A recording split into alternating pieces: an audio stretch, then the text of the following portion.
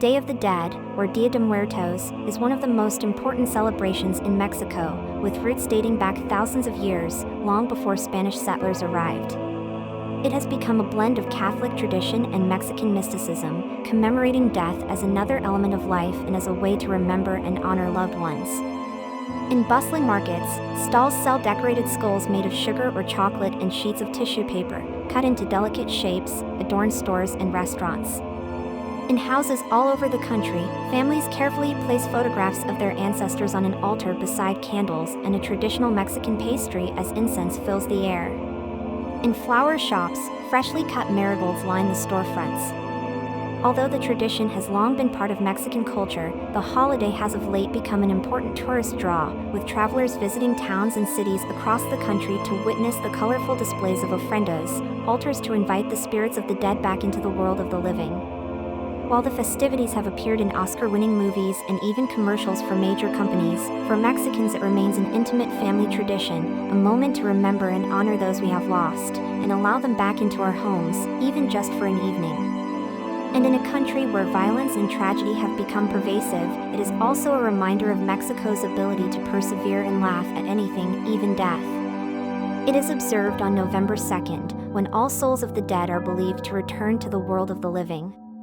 But the celebration typically begins on October 28th, with each day dedicated to a different kind of death, people who died in accidents or children who died before being baptized, for example. All Saints' Day, on November 1st, honors anyone who led a pure life, particularly children. It is primarily a Mexican tradition, but other Catholic countries around the world also honor the deceased.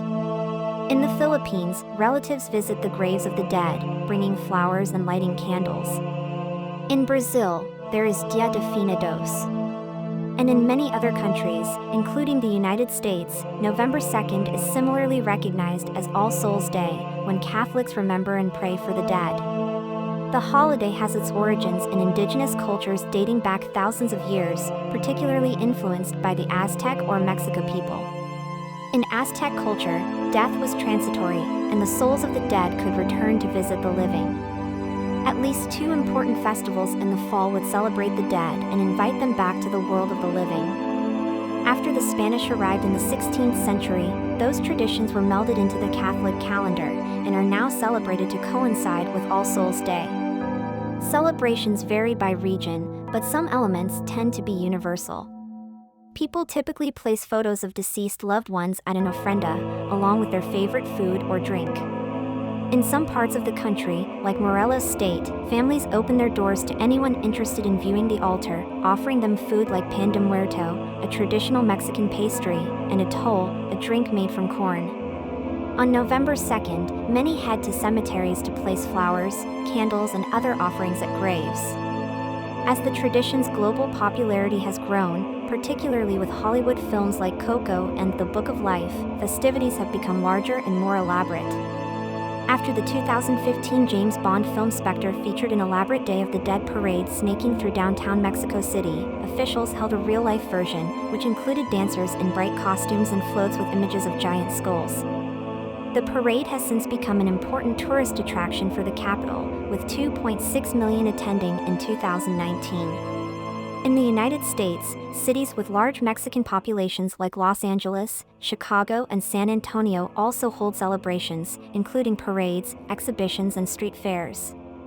Altars normally have multiple levels. 2 levels symbolize the earth and the sky, 3 levels can represent heaven, earth, and purgatory, while 7 levels signify the 7 steps to enter the afterlife, or the 7 deadly sins. Every ofrenda includes items meant to correspond to the 4 elements: earth, water, air, and fire. Ashes or dirt typically stand in for earth. A glass of water lets the spirits quench their thirst after a long journey, and tissue paper carved with elaborate motifs is commonly used to represent air. Candles signify fire, helping guide the dead home. Altars also often feature small skulls made of sugar or chocolate, as well as pan de muerto. For altars to children, some place a small toy dog while a woven rug offers souls a place to rest. The favorite food, drink, or other items beloved by the dead are important, too, as well as copal, a kind of incense to cleanse the space. The most important flower is the marigold, though its meaning varies. Its bright yellow petals are said to represent the sun and act as a guide for the souls of the dead to return home. Other significant flowers include white baby's breath, which can stand for purity, as well as the bright red velvet flower, which often add a splash of color to ofrendas. Pan de Muerto, or bread of the dead, is a traditional Mexican pastry. Central to Day of the Dead celebrations, it is placed on the altar as an offering and also eaten as a tasty treat throughout October. Like much of the celebration, the pastry has its roots in Aztec culture of centuries past, when different kinds of traditional breads would be used as offerings.